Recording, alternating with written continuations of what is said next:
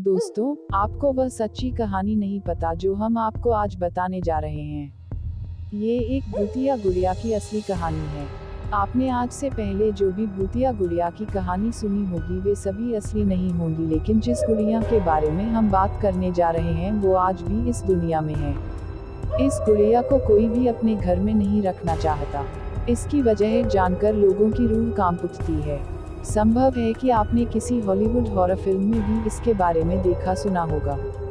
कहा जाता है कि इसकी असली कहानी कुछ और है। दरअसल इस गुड़िया को भूतिया इसलिए कहा जाता है क्योंकि माना जाता है कि ये गुड़िया जीवित है।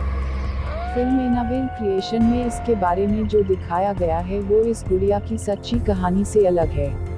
अमेरिकन लेखक जॉनी ग्रुएल ने सबसे पहले अपनी एक रचना में इसका जिक्र किया था।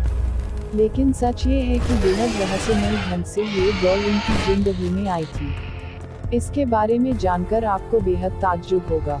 दरअसल बात उस वक्त की है जब लेखक जॉनी ग्रुएल बच्चों के लिए एक किताब की श्रृंखला की रचना करने जा रहे थे। उन्होंने ट्रेजेडी इन अ सीरीज नामक एक किताब के साथ एनाबेल डॉल को मार्केट में लॉन्च किया। उनकी यह किताब लोगों के लिए बेहद रोचक विषय थी। डॉल के पीछे छुपी अनोखी कहानी ने लोगों को इसे जानने के लिए मजबूर कर दिया। बात उस वक्त की है जब जॉनी ग्रुएल को अपनी घर के बैकयार्ड में यह डॉल मिली थी। जब उनकी बेटी मार्सेला पैदा हुई तो उसी डॉल से वो हर वक्त खेलती रहती थी। जॉनी ने जब अपनी बेटी को डॉल के साथ खेलते हुए देखा तो उन्हें ट्रेजेडी इन अ स्टोरीज लिखने का आइडिया आया। पर दुख की बात यह थी कि 13 साल की उम्र में ही मार्सेल की मौत हो गई।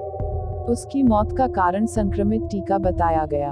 मार्सेला की मौत के बाद जब ट्रेजेडी इन अ स्टोरीज को मार्केट में लाया गया तब उस डॉल का मॉडल भी बुक के कवर पेज पर छापा गया।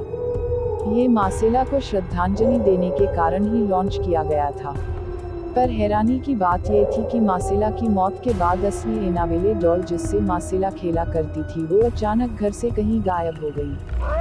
जिस रहस्यमयी ढंग से ये डॉल उस घर में आई थी ठीक वैसे ही वो वहां से लापता हो गई। किसी को नहीं पता था कि वह गुड़िया कहाँ गई। मार्सेला ने उसके बारे में पता लगाने की काफी कोशिश भी की लेकिन उसका पता नहीं चला और फिर एक दिन वो असली डॉल एक एंटीक शॉप में मिला। ये बात है साल 1970 की। एक नर्सिंग स्टूडेंट जिसका नाम था डोना, उसकी मां ने डोना को ये डॉल गिफ्ट की थी। लेकिन डोना ने डॉल को पाने के बाद से ही उसमें कुछ अजीब चीजें नोटिस की। डोना ने देखा कि डॉल अपने आप ही पोजीशन चेंज कर रही थी। कभी कभी डोना डॉल को एक रूम में रख के कहीं बाहर जाती थी तो वापस लौटने पर वह डॉल उसे वहां नहीं मिलती थी। तलाशने पर उसे वो गुड़िया घर के किसी दूसरे कोने मिलती थी।